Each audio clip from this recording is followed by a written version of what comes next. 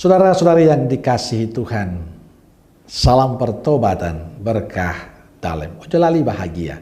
Sudah kita memberi senyum hari ini, Jumat 10 Maret 2023. Mari kita awali permenungan kita hari ini dengan tanda kemenangan Kristus dalam nama Bapa dan Putra dan Roh Kudus. Amin.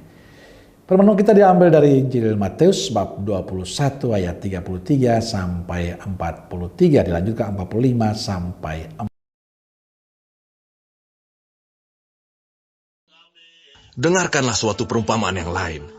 Adalah seorang tuan tanah membuka kebun anggur dan menanam pagar di sekelilingnya. Ia menggali lubang tempat memeras anggur dan mendirikan menara jaga di dalam kebun itu. Kemudian ia menyewakan kebun itu kepada penggarap-penggarap, lalu berangkat ke negeri lain.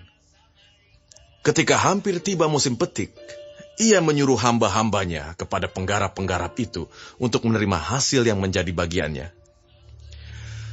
Tetapi penggarap-penggarap itu menangkap hamba-hambanya itu. Mereka memukul yang seorang, membunuh yang lain, dan melempari yang lain pula dengan batu. Kemudian tuan itu menyuruh pula hamba-hamba yang lain, lebih banyak daripada yang semula, tetapi mereka pun diperlakukan sama seperti kawan-kawan mereka. Akhirnya ia menyuruh anaknya kepada mereka. Katanya, "Anakku akan mereka segani." Tetapi ketika penggarap-penggarap itu melihat anaknya itu, mereka berkata seorang kepada yang lain, "Ia adalah ahli waris, mari kita bunuh dia supaya warisannya menjadi milik kita."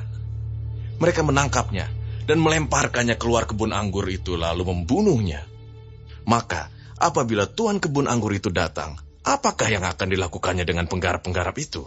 Kata mereka kepadanya, "Ia akan membinasakan orang-orang jahat itu, dan kebun anggurnya akan disewakannya kepada penggarap-penggarap lain. Ia akan menyerahkan hasilnya kepadanya pada waktunya." Kata Yesus kepada mereka, Belum pernahkah kamu baca dalam kitab suci? Batu yang dibuang oleh tukang-tukang bangunan telah menjadi batu penjuru. Hal itu terjadi dari pihak Tuhan, suatu perbuatan ajaib di mata kita. Sebab itu, aku berkata kepadamu, bahwa kerajaan Allah akan diambil daripadamu dan akan diberikan kepada suatu bangsa yang akan menghasilkan buah kerajaan itu. ketika imam-imam kepala dan orang-orang Farisi mendengar perumpamaan-perumpamaan Yesus, mereka mengerti bahwa merekalah yang dimaksudkannya. Dan mereka berusaha untuk menangkap dia. Tetapi mereka takut kepada orang banyak, karena orang banyak itu menganggap dia nabi.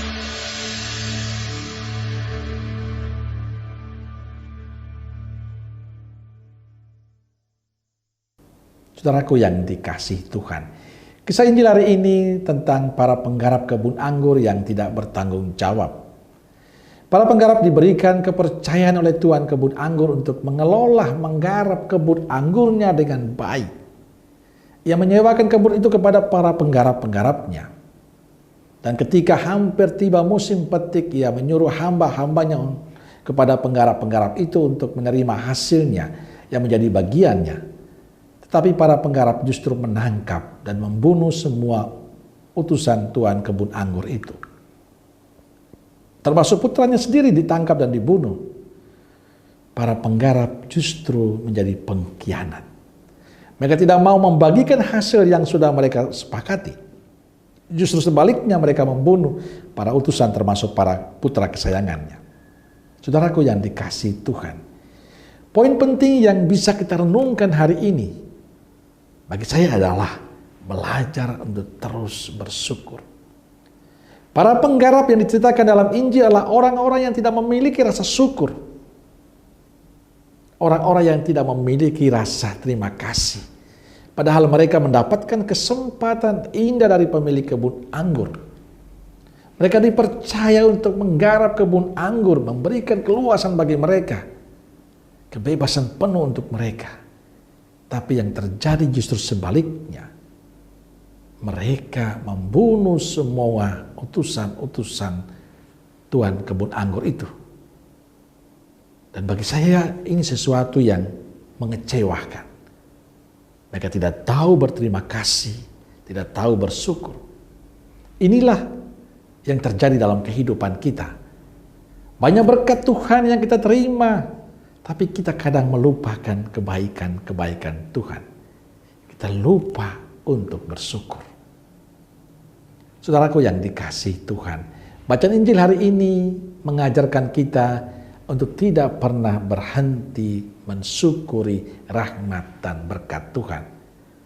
Bersyukur karena walaupun kita jauh dari Tuhan, walaupun kita mungkin mengkhianati Tuhan, tapi kasih Tuhan tidak pernah berhenti untuk kita. Di sisi lain kita diingatkan agar tidak menjadi manusia pengkhianat. Kita dipanggil menjadi orang yang selalu bersyukur atas berkat Tuhan. Orang yang selalu menghargai kebaikan-kebaikan sesama. Orang yang selalu memiliki rasa terima kasih dalam kehidupan ini.